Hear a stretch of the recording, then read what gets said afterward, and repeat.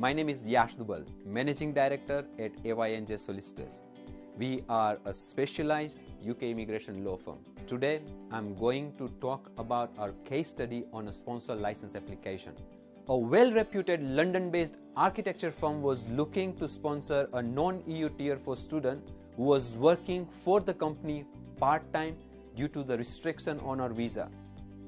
The firm wished to employ her on a full-time permanent basis because the firm was concerned that it could not continue the project they took on, or they could not take on new projects as the skills that the non-EU employee had were very rare. The firm had to obtain a sponsor license to sponsor this non-EU skilled staff. They were concerned about the timeline, process and the compliance obtaining the sponsor license. Now, before we discuss as to how we help this company, let me highlight few general points for the company obtaining the sponsor license.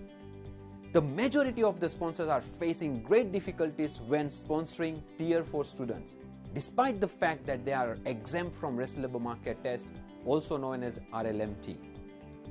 Firstly, most of the sponsors, when applying for license, they cannot outline the reasons as to why their Tier 4 candidate is best to fill in the position they require within their company.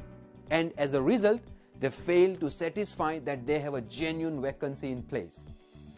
Secondly, when the sponsor receives compliance visits from the Home Office and further inquiries, then very few of them manage to pass the Home Office rigorous assessment without legal advice.